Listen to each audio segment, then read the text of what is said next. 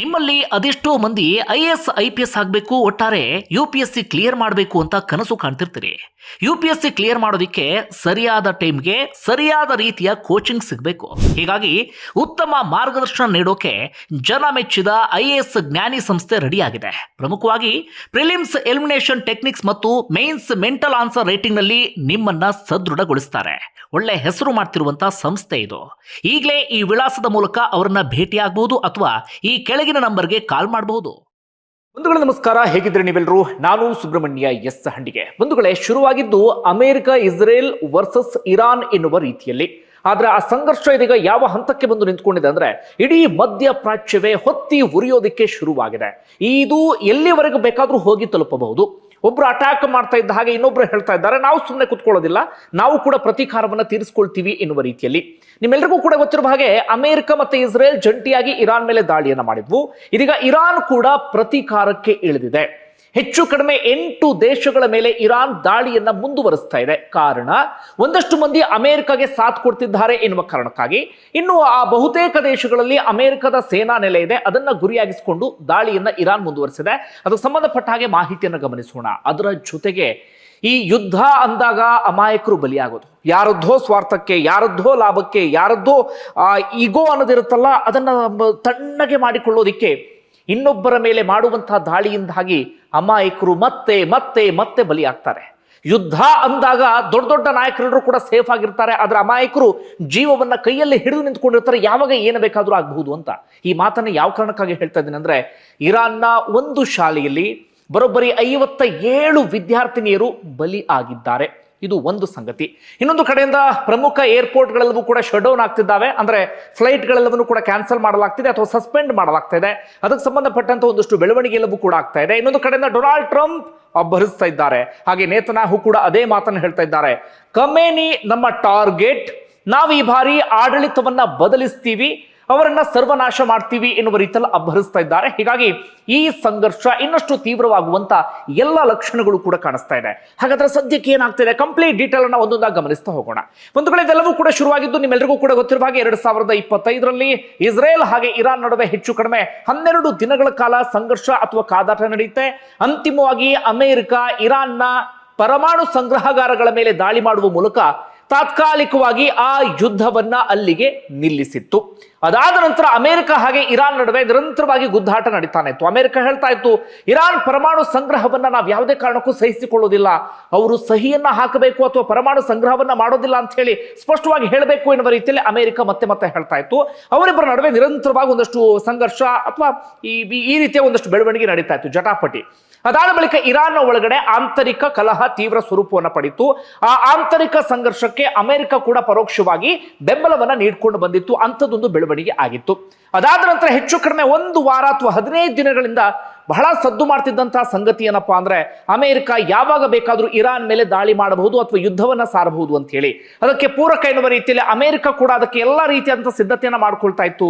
ಯುದ್ಧ ನೌಕೆಗಳ ತಯಾರಿಯನ್ನ ಮಾಡ್ಕೊಳ್ತಾ ಇತ್ತು, ಅಥವಾ ಕಣ್ಣಿಗೆ ಕಾಣುವಂತೆ ಒಂದಷ್ಟು ಬೆಳವಣಿಗೆಗಳೆಲ್ಲವೂ ಕೂಡ ಆಗ್ತಾ ಇತ್ತು. ಹೀಗಿರುವಾಗಲೇ ಇವತ್ತು ಬೆಳಗ್ಗೆ ಇದ್ದಕ್ಕಿದ್ದ ಹಾಗೆ ಅಮೆರಿಕ ಪ್ಲಸ್ ಇಸ್ರೇಲ್ ಜಂಟಿಯಾಗಿ ಇರಾನ್ನ ಟೆಹರಾನ್ನ 30 ಪ್ರದೇಶಗಳ ಮೇಲೆ ಒಂದೇ ಸಮಯಕ್ಕೆ ಟಾರ್ಗೆಟ್ ಅನ್ನ ಮಾಡಿ ದಾಳಿಯನ್ನ ಮಾಡಿ ಬಿಡ್ತಾವೆ. ಅದರಲ್ಲೂ ಕೂಡ ಪ್ರಮುಖವಾಗಿ ಇರಾನ್ನ ಸರ್ವೋಚ್ಚ ನಾಯಕ ಖಮೇನಿ ಭವನ ಅಥವಾ ಖಮೇನಿ ಅರಮನೆಯಲ್ಲಿದೆ, ಅದನ್ನೇ ಗುರಿಯಾಗಿಸಿಕೊಂಡು ದಾಳಿನ ಮಾಡ್ತಾರೆ. ಅದ್ರ ಖಮೇನಿ ಇಲ್ಲದಂತ ಕಾರಣಕ್ಕಾಗಿ ಬಚಾವ್ ಆಗ್ಬಿಟ್ರು. ಅಧ್ಯಕ್ಷರು ಕೂಡ ಆ ಸಂದರ್ಭದಲ್ಲಿ ಇರಲಿಲ್ಲ, ಅವರಿಬ್ರು ಕೂಡ ತುಂಬಾ ಸೇಫ್ ಆದಂತ ಜಾಗಕ್ಕೆ ಹೋಗಿದ್ರು. ಹೀಗಾಗಿ ಅವರಿಬ್ರು ಕೂಡ ಬಚಾವ್ ಆದ್ರು. ಇದು ಬೆಳಿಗ್ಗೆ ಆದಂತ ಬೆಳವಣಿಗೆ. ಸಾವು ನೋವುಗಳಿಗೆ ಸಂಬಂಧಪಟ್ಟ ಹಾಗೆ ಬೆಳಿಗ್ಗೆ ಯಾವುದೇ ರೀತಿಯಲ್ಲೂ ಕೂಡ ವರದಿ ಬಂದಿರಲಿಲ್ಲ, ಅಥವಾ ಏನೇನು ಸಮಸ್ಯೆ ಆಗಿದೆ ಸಂಬಂಧಪಟ್ಟಾಗ ಡೀಟೇಲ್ ಕೂಡ ಸಿಕ್ಕಿರಲಿಲ್ಲ. ಯಾಕಂದ್ರೆ ಇಂಟರ್ನೆಟ್ ಸ್ತಬ್ಧ ಆಗಿದೆ, ಸರಿಯಾದಂತಹ ಮಾಹಿತಿ ಹೊರ ಜಗತ್ತಿಗೆ ಎಲ್ಲೂ ಕೂಡ ಗೊತ್ತಾಗ್ತಾ ಇಲ್ಲ. ಆದ್ರೆ ಇರಾನ್ನಲ್ಲಿ ಸಾಕಷ್ಟು ಹಾನಿ ಆಗಿದೆ ಎನ್ನುವಂತ ಒಂದಷ್ಟು ಮಾಹಿತಿಗಳೆಲ್ಲವೂ ಕೂಡ ಬರ್ತಾ ಇದೆ. ಇಷ್ಟು ಆಗಿತ್ತಾ? ಇದಾದ ಬಳಿಕ ಇದೀಗ ಇಡೀ ಮಧ್ಯ ಪ್ರಾಚ್ಯವೇ ಹೊತ್ತಿ ಉರಿಯೋದಿಕ್ಕೆ ಶುರುವಾಗಿಬಿಟ್ಟಿದೆ. ಎಲ್ಲ ಕಡೆಗಳಲ್ಲೂ ಕೂಡ ಅಲ್ಲೋಲ ಕಲ್ಲೋಲವೇ ಸೃಷ್ಟಿ ಆಗ್ತಾ ಇದೆ. ಒಂದಷ್ಟು ಮಂದಿ ಇರಾನ್ ಪರವಾಗಿ ನಿಂತುಕೊಳ್ತಾ ಇದ್ರೆ, ಇನ್ನೊಂದಷ್ಟು ಮಂದಿ ಇಸ್ರೇಲ್ ಪ್ಲಸ್ ಅಮೆರಿಕ ಜೊತೆಗೆ ನಿಂತುಕೊಳ್ತಾ ಇದ್ದಾರೆ. ಹಾಗಾದ್ರೆ ಮಧ್ಯ ಪ್ರಾಚ್ಯದಲ್ಲಿ ಸದ್ಯ ಏನಾಗ್ತಿದೆ ಅದನ್ನು ಗಮನಿಸ್ತಾ ಹೋಗೋಣ. ಯಾವಾಗ ಅಮೆರಿಕ ಮತ್ತು ಇಸ್ರೇಲ್ ಜಂಟಿಯಾಗಿ ದಾಳಿಯನ್ನ ಮಾಡಿದ್ವು, ಇರಾನ್ ಹೇಳುತ್ತೆ ನಾವು ಯಾವುದೇ ಕಾರಣಕ್ಕೂ ಶರಣಾಗೋದಿಲ್ಲ, ನಾವು ಪ್ರತೀಕಾರವನ್ನ ತೀರಿಸ್ಕೊಳ್ತೀವಿ ಅಂತ ಹೇಳಿ. ಮೊದಲು ಮಾಡಿದಂತ ಕೆಲಸ ಅಂದ್ರೆ ಇಸ್ರೇಲ್ ಮೇಲೆ ಕ್ಷಿಪಣಿ ದಾಳಿಯನ್ನ ಆರಂಭ ಮಾಡಿಬಿಡ್ತಾರೆ. ಟೆಲ್ ಅವೀವ್, ಜೆರುಸಲಂ ಇಲ್ಲೆಲ್ಲ ಕಡೆಗಳಲ್ಲೂ ಕೂಡ ದಾಳಿ ಆರಂಭ ಆಗುತ್ತೆ. ಇಸ್ರೇಲ್ ನಿಮ್ಮೆಲ್ಲರಿಗೂ ಕೂಡ ಗೊತ್ತಿರುವ ಹಾಗೆ ಅವರ ಐರನ್ ಡೋಮ್ ತುಂಬಾ ಸ್ಟ್ರಾಂಗ್ ಆಗಿರುವ ಕಾರಣಕ್ಕಾಗಿ ಆಕಾಶದಲ್ಲೇ ಕ್ಷಿಪಣಿಗಳನ್ನ ಹೊಡೆದುರುಳಿಸುವಲ್ಲಿ ಯಶಸ್ವಿ ಆಯಿತು. ಆದರೂ ಕೂಡ ಇರಾನ್ನ ಕ್ಷಿಪಣಿ ತುಂಬಾನೇ ಸ್ಟ್ರಾಂಗ್ ಆಗಿದೆ. ಹೀಗಾಗಿ ಐರನ್ ಡೋಮ್ ಅನ್ನು ಕೂಡ ಭೇದಿಸಿ ಒಂದಷ್ಟು ಭಾಗದಲ್ಲಿ ಇಸ್ರೇಲ್ನ ಒಳಗಡೆಯೂ ಕೂಡ ಕ್ಷಿಪಣಿ ಬಂದು ಬೀಳುತ್ತೆ.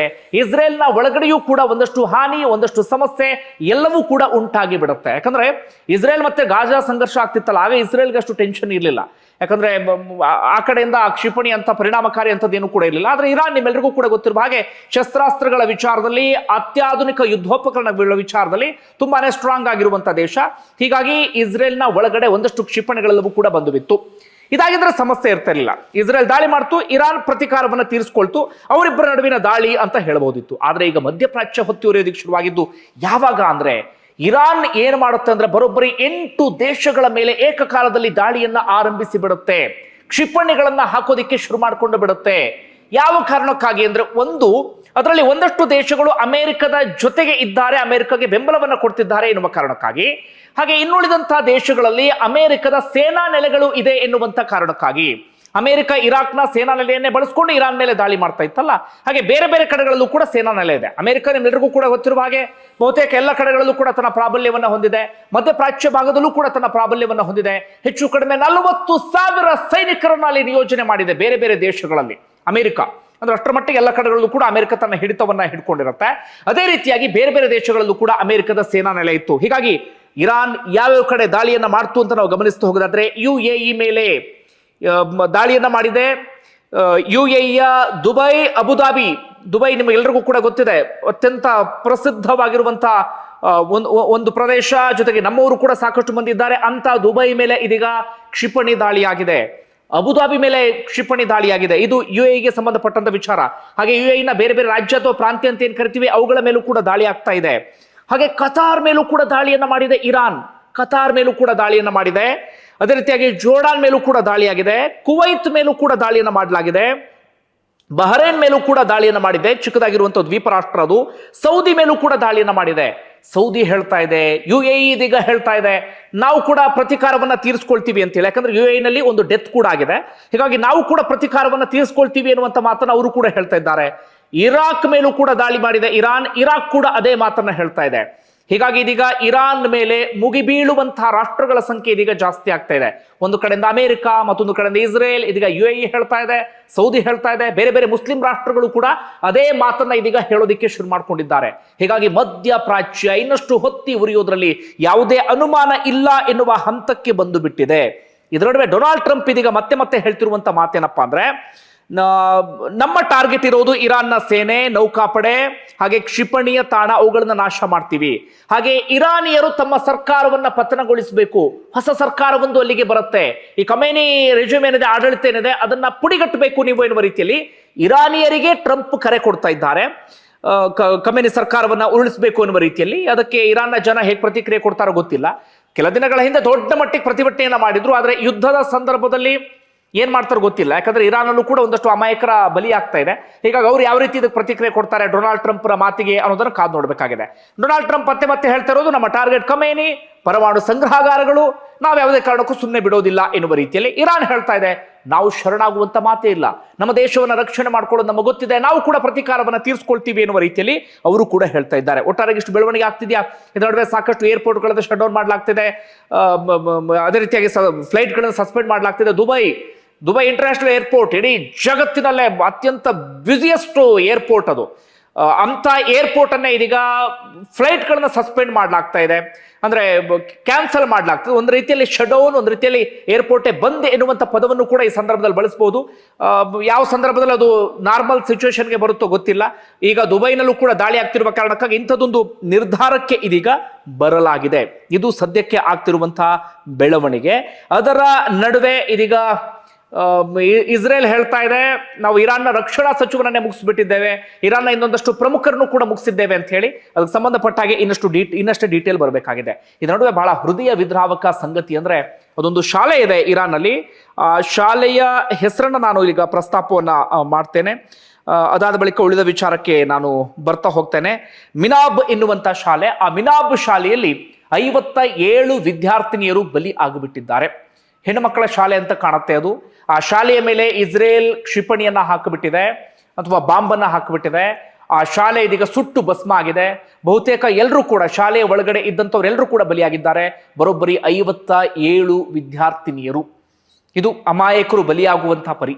ಸದ್ಯಕ್ಕೆ ಇಷ್ಟು ಬೆಳವಣಿಗೆ ಆಗ್ತಾ ಇದೆ ಇಸ್ರೇಲ್ ಮತ್ತೆ ಇರಾನ್ಗೆ ಸಂಬಂಧಪಟ್ಟ ಹಾಗೆ. ಇದು ಯಾವ ಹಂತಕ್ಕೆ ಹೋಗಿ ತಲುಪುತ್ತೋ ಗೊತ್ತಿಲ್ಲ.